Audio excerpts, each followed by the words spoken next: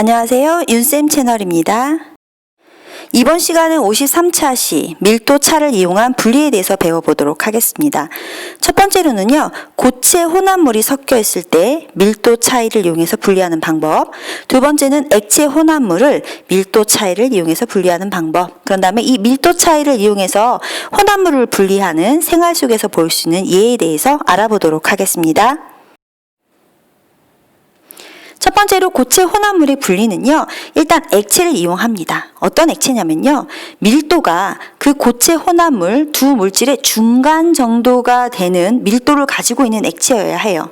또한 그 액체는요, 두 물질을 모두 녹이지 않아야 돼요. 그런 액체에다가 이 고체 혼합물을 딱 쏟아부으면요, 그림처럼 갈라집니다. 액체를 기준으로요, B라는 아이는 밑에 가라앉았네요. 이 액체보다 밀도가 큰 겁니다. A라는 물질은요, 위에 떴어요. 액체보다 밀도가 작은 물질이 되겠죠. 정리하면 빨간색 알갱이 A, 얘는 액체 위에 떴으니까 밀도가, 그렇죠, 이 액체보다는 밀도가 작은 물질이 되겠습니다. 그에 비해서 이 녹색 알갱이들은요, 액체 밑으로 가라앉았죠. 그래서 밀도가 큰 물질이 되겠습니다. 큰 물질. 자, 밀도를 한번 비교해보자 라고 얘기했는데, 액체를 중심으로 A하고 B가 있어요. 그런데 B가 가라앉았죠. A는 떴어요. 액체 위에. 그래서 밀도를 크기를 비교하면 액체를 중심으로 액체보다 밀도가 큰 아이 가라앉고 액체보다 밀도가 작은 A는 위에 뜨게 되는 거죠. 이런 식으로 고체 혼합물을 분리하면 되겠습니다. 다음은요, 교과서에 제시된 그런 탐구 활동이거든요. 그림을 한번 볼게요. 첫 번째는 생수병, 그 다음에 두 번째 우유통, 세 번째 요구르트통을 준비하는데 세 가지 다 플라스틱은 플라스틱이에요. 그런데 생수병의 밀도는 약 1.38, 우유통은 0.95, 요구르트통은 1.05 정도 된대요. 얘네들을 다 이렇게 여러 가지 그 플라스틱 조각으로 자릅니다. 그리고 나서 얘네를 생수병, 우유통, 요구르트통 조각이 섞인 이런 혼합물을 얘죠. 물에 넣으면 어떻게 될까? 라는 내용이 나옵니다. 자, 문제 보겠습니다. 세 종류의 플라스틱 조각이 섞여 있는 혼합물을 물에 넣으면 어떻게 되냐 물어봤어요. 그러면 물의 밀도가 얼마인지 알아야 되겠죠. 물은요, 1g/cm². 물은 밀도가 1이라고 배웠어요. 그러면 1.38, 1.05, 즉 생수병하고 요구르트병 같은 경우는 밀도가 물보다 큰 거고, 우유만 0.95니까 얘는 밀도가 작은 거예요. 그럼 어떻게 될까? 그러면 생수병, 그 다음에 요구르트병, 얘는 밀도가 물보다 크니까 가라앉아요. 그에 비해서 무슨 통은? 그렇죠, 우유통은 0.95니까 물 위에 뜨겠죠. 그래서 누가 뜨고 누가 가라앉는지, 그래서 가라앉는 아이와 뜨는 아이, 이렇게 두 종류로 분류를 할 수 있겠습니다. 두 번째, 위 혼합물을 밀도 차이를 이용해서 종류별로 분류할 수 있는 방법이 뭐냐라고 물어봤어요. 그러면 일단 이 세 가지 중에서 우유통은 분리해낼 수 있어요. 물에 넣으면 끝나거든요. 근데 문제는 생수병 1.38과 요구르트병 1.05가 문제가 되는 거예요. 둘 다 가라앉아 있는데 얘를 분리하겠다는 얘기죠. 자, 보면 플라스틱 혼합물을 물에 넣어요. 그러면 물에 뜬 무슨 조각을 먼저 건져내고, 그렇죠, 우유통 조각을 먼저 건져냈어요. 여기까지 끝난 거예요. 그런데 남아있는 혼합물 두 개 남아있어요. 생수병, 요구르트병, 물. 거기에 누굴 넣냐면요, 소금을 조금씩 넣는 거예요. 그러면 물이 혼합물이 되고 물의 밀도가 소금물이 되면서 이 소금물이 생수병보다는 작고 요구르트병보다는 밀도가 커지게 되는 순간 분리가 되는 겁니다. 즉, 물의 밀도가 1이었는데 물에다 소금을 집어넣어서 1. 얼마 증가되는데 요구르트병보다 0.5, 즉 1.05보다는 커지고 1.38이 되기 전 1.2 땡땡 아니면 1.1 땡땡 요 정도의 밀도값이 되면 두 개가 층으로 싹 갈라지면서 생수병은 밑에 가라앉고 요구르트병이 소금물 위에 뜨게 되겠죠. 그러면 이 세 가지 병을 다 분리할 수 있게 된다는 이야기입니다. 다음은요, 고체 혼합물을 분리하는 예에 대해서 설명을 해볼게요. 우리가 과학은 실생활에 쓰기 위해서 배운다라고 선생님이 항상 수업 시간에 설명을 하는데, 어디에다 쓰는지 그 예를 한번 보겠습니다. 첫 번째는요, 신선한 달걀하고 오래된 달걀을 구분하는 거예요. 어떻게 구분하냐면 소금물을 준비해요.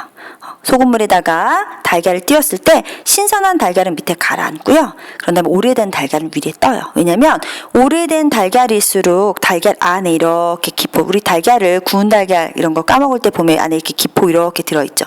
오래된 달걀일수록 이 기포가 커져요. 그래서 여기 안에 공기가 차면서 그 공기 때문에 밀도가 작아져서 얘가 뜨게 되는 거죠. 달걀을 소금물에 넣으면 오래된 건 뜨고 신선한 건 가라앉습니다. 그럼 얘네 세 개의 밀도를 비교하면 신선한 달걀이 맨 아래에 있으니까 얘가 밀도가 가장 큰 거고, 그 다음 액체, 소금물, 그 다음 가운데가 되는 거고, 오래된 달걀이 가장 밀도가 작아서 끝에 오게 되겠죠. 그래서 액체가 중간에 있고, 액체를 중심으로 하나는 밀도가 커서 가라앉고, 액체를 중심으로 하나는 밀도가 작아서 위에 뜨게 되는 거, 이렇게 구분이 되는 거고요. 두 번째는요, 농사 지을 때 꼭 필요한 거예요. 우리가 벼를 심어서 쌀을 얻어가지고 밥을 해 먹잖아요. 그랬을 때 좋은 벽실을 골라내야 되는데 어떻게 고르냐면 역시 벽실을 소금물에 담급니다. 그럼 쭉정이는요, 가벼워서 떠올라요. 잘 여문 좋은 벽실 밑에 가라앉게 되겠죠. 역시 밀도를 비교해보면 소금물, 액체를 중심으로 이 액체보다 밀도가 큰 좋은 벽실은 가라앉아요. 그 다음에 이 액체를 기준으로 얘보다 밀도가 작은 쭉정이는 위에 뜨게 되겠죠. 그래서 밀도를 비교해서 생활에 이용할 수 있게 되는 겁니다. 자, 이제 두 번째로는요, 액체 혼합물의 분리에 대해서 알아보도록 하겠습니다. 근데 액체 혼합물의 분리를 하기 위해서는 조건이 있어야 돼요. 이 섞여 있는 두 액체가 섞이지 않아야 돼요. 물과 기름처럼, 물과 식용유처럼 섞이지 않아야 하고, 또 밀도가 달라야지 분류할 수가 있어요. 그랬을 때 양이 많을 경우에는 옆에 같이 분별 깔때기라는 기구를 이용하면 됩니다. 사용하는 방법 알려드릴게요. 이렇게 스탠드에다가 여기 링이 있거든요. 링에다가 이렇게 삼각형으로 생긴 분별 깔때기를 꽂아주시면 돼요. 그럼 거치대가 정확히 고정이 된 상태에서 꼭지는 막아주세요. 안 막으면 위에는 이게 줄줄 내려오니까 꼭지를 막고 위에는 마개를 열어주세요. 그런 다음에 예를 들어서 이 밑에 거 누가 봐도 물이고 위에 거 누가 봐도 식용유 같죠? 물과 식용유 서로 섞이지 않고 밀도가 다른 두 섞여있는 혼합물을 이 마개를 열고 이 안에다 부어주는 거예요. 그리고 일단은 기다리는 거예요. 어떻게? 밀도가 큰 물이 밑에 가라앉고 밀도가 작은 식용유가 위에 뜰 때까지 시간을 두고 좀 기다려서 층이 두 개로 벌어질 때까지 기다려주는 게 포인트입니다.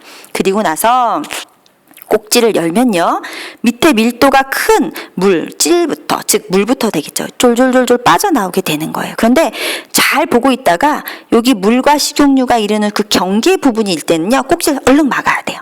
경계면 부근의 액체 물질은 따로 비커를 바꿔서 다른 비커로 이 경계 부분을 먼저 빼어내고 다시 꼭지 막고, 그다음 위에 밀도가 작은 식용유만 남으면 그때는 굳이 밑으로 뽑을 이유가 없겠죠. 얘만 남아있기 때문에 열려있는 마개를 통해서 이렇게 다른 비커에 부어주시면 되는 겁니다. 즉 다시 한번 양이 많을 때 사용합니다. 둘이 섞이지 않아야 합니다. 밀도 차이가 있어야 되겠죠. 꼭지를 열어서 밀도가 큰 아이를 먼저 밑으로 뽑아내시고 경계 부분 걸러주시고 밀도가 작은 물질이 남으면 이 막에 있는 구멍 위쪽으로 해서 이렇게 부어서 다른 비커에다 받아 놓으시면 두 액체를 물과 식용유 이렇게 분류할 수 있게 되는 거죠. 그런데 이 실험할 때 두 층으로 갈라지고 꼭지를 열어서 밑에 거 뽑아낼 때 반드시 마개를 열어놔야 돼요. 이렇게 닫아 놓으면 안 돼요. 왜냐면 여기를 닫아 놓게 되면 여기는 물질이 밀도가 큰 물질이 빠져나가면서 이 내부에 차고 있었던 무언가가 빠져나갔으니까 내부 압력이 작아지면서 그걸 채우기 위해서 이 밖에 있는 공기가 이 주변에 있는 공기가 요 깔때기 속으로 다시 들어가면서 기포가 뽀글뽀글 올라가면서 이렇게 분리가 되어 있는 두 층을 뒤집어 놓게 돼요. 뽀글 하면서 뒤집어서 이렇게 흔들리면서 섞이게 되거든요. 그럼 다시 또 기다려야 되거든요. 그래서 이 실험을 할 때 두 층이 나뉘어지면 마개를 열고 꼭지를 돌려서 아래층을 분류하고 경계면 뽑아내고 밀도가 작은 아이를 이렇게 윗부분으로 분류해내야 합니다. 그래서 마개 열어놔야 되는 이유 선생님이 설명했습니다. 자, 두 번째는요, 똑같아요. 액체 혼합물인데 이번에는 아까에 비해서 양이 적을 때예요. 양이 조금밖에 없는데 깔때기에다 넣으면 번거롭잖아요. 그럴 때는 이런 시험관을 집어넣는 거예요. 이런 시험관 안에다가 집어넣고 이렇게 쭉 지금 손을 붙잡고 있는 요 아이 보이나요? 얘가 스포이드예요. 스포이드로 분리하는 건데 아까는 밀도가 큰 아이를 밑에서부터 먼저 뽑았다면 스포이드를 사용할 때는 밀도가 작은 그렇지. 위에는 식용유부터 밀도가 작은 아이부터 이렇게 수동으로 조금씩 뽑아내면 되는 겁니다. 그래서 스포이트나 좀 전에 보여줬던 분별 깔때기 같은 경우는요. 액체 혼합물을 분리할 때 사용하게 되는 거지요. 액체 혼합물을 분리하는 예를 선생님이 적어봤는데요. 물과 식용유는 조금 전에 설명해서 알아요. 물이 밑에 식용유가 위에 뜨죠.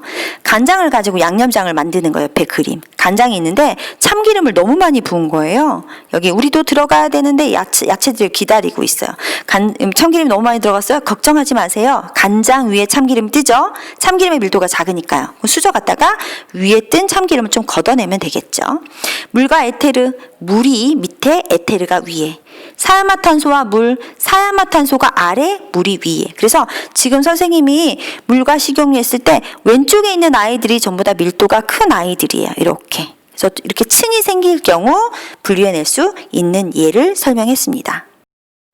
자, 이제 세 번째는요. 밀도 차이를 이용한 분류의 예입니다. 우리 생활에서 어떻게 사용을 하느냐. 요 그림은 앞차시에서 본 적 있어요. 혈액의 구조, 혈장과 혈구 했을 때 선생님이 요 그림을 잠깐 실었는데요. 이 기구는 원심 분리기예요. 혈액을 뽑으면 전부 다 처음엔 다 빨개요. 그런데 원심 분리기에 넣고 막 빠른 속도로 돌리잖아요. 그러면 밀도가 큰 혈구가 밑에 이렇게 가라앉고 위에 혈장이 남게 되겠죠. 그래서 밀도를 비교해보자. 그러면 혈구와 혈장 중에서 밑에 가라앉은 혈구의 밀도가 혈장보다 크다. 이렇게 정리를 하면 되고요.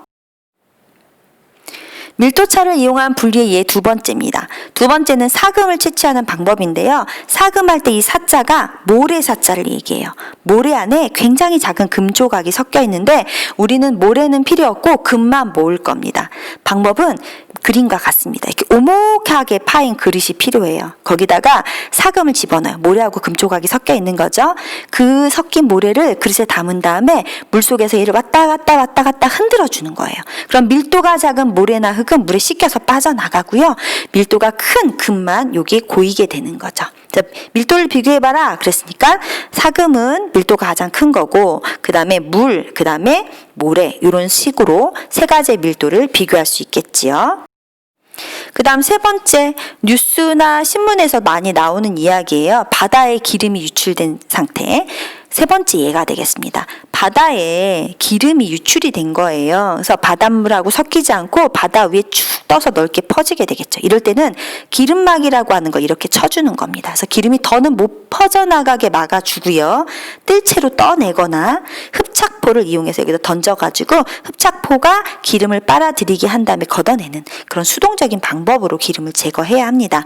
이랬을 때 사금하고 여기가 순서가 잘못됐네요. 오타가 났어요. 사금이 아니라 여기는 선생님 정리를 다시 해드릴게요. 맨 위에 뜬 기름이 있을 것이고 그 다음에 바닷물이 있겠죠. 바닷물하고 기름 밀도를 비교해보면 바닷물이 밀도가 더 크고 기름이 위에 뜬다. 이렇게 바닷물과 기름의 밀도를 비교하시면 되고요. 그 다음에 마지막 예가 되는데요. 여기 할머니 보이시죠? 옛날엔 이렇게 했어요. 옛날에는 곡식을 방아를 찌면 껍데기, 쭉정이, 심지어 돌멩이까지도 불순물이 많이 섞여 있어요. 이렇게 생긴 기구를 키라고 하거든요. 이 키에다 넣고 까부른다라고 하는 까부른다. 얘를 굉장히 좋아하는데 얘를 들었다 놨다 하는 거예요. 그러면서 얘가 올라갔다 내려가면서 바람이 불면서 쭉정이 같은 거 껍데기는 가벼우니까 날아가고 곡식 알갱이는 밑에 여기에 고이게 되는 거죠. 그래서 돌도 안쪽에 모이게 돼요. 쭉정이는 날아가고 그다음에 돌이나 곡식 같은 거 여기 모이게 되는데 돌하고 곡식이 또 모이게 되면 물에다 집어넣고 이렇게 돌리면서 또 키질을 하게 되는 겁니다. 곡물하고 쭉정이나 불순물 밀도를 비교해봐라. 그러면 여기 곡물 물론 간혹 여기에 돌멩이도 섞여 있기도 하는데 얘네가 쭉정이나 불순물에 비해서 밀도가 훨씬 더 크다라는 거 밀도차를 이용해서 분리하는 예가 되겠습니다. 스스로 확인하게 하겠습니다. 1번 모래와 스타이로폼이 섞여있는 혼합물은요. 모래하고 스타이로폼 무슨 차이를 이용할까요? 그렇죠. 밀도 차이를 이용해서 분리할 수가 있겠습니다. 2번 물하고 기름이 섞여있는 혼합물을 분리하는 데 이용하는 실험기구가 무엇이 있을까요? 선생님이 양이 많을 때는 분별 깔때기를 쓴다고 얘기했었고요. 양이 적을 때는 시험관에 넣어서 스포이트로 뽑아낸다. 이렇게 정리를 했으니까 두 가지 적으면 되겠고요. 세 번째, 달걀은 오래될수록 수분이 빠져나가고 달걀 속의 공기 속 부피가 커지게 됩니다. 소금물을 이용해서 신선한 달걀과 오래된 달걀을 구별하는 방법은 그랬어요. 오래된 달걀은 수분이 빠져나가서 공기의 부피가 커지기 때문에 밀도가 작아지는 거야. 즉, 오래 두면 그래서 밀도가 작아지는 겁니다. 그래서 소금물에다 집어넣으면요. 누구를 기준으로? 소금물을 기준으로 소금물보다 밀도가 큰 건 신선한 달걀이 되는 거고요. 소금물보다 밀도가 작은 건 공기층이 생겨서 부피가 커진 오래된 달걀이 되는 거죠. 그래서 얘를 구별할 수 있겠습니다. 오늘 수업의 핵심 정리해 보겠습니다. 고체 혼합물 같은 경우는요, 밀도가 두 물질의 중간 정도가 되는 액체에다 집어넣어요. 물론 두 액체 두 개가 녹으면 안 되죠. 액체에 넣어서 분리하고요. 액체 혼합물 같은 경우는요, 서로 섞이지 않아야 돼요. 또 밀도도 달라야 되겠죠. 양이 많을 땐 분별 깔때기, 양이 적을 땐 스포이드를 사용해서 분리를 합니다. 밀도 차이를 이용한 분리의 예는 첫 번째, 바다에 유출된 기름 제거하는 거, 원심 분리기, 사금 채취, 키질로 곡식을 분리하는 거, 이런 것들을 설명했죠. 다음 시간에는요, 재결정을 이용한 분리에 대해서 배워보도록 하겠습니다.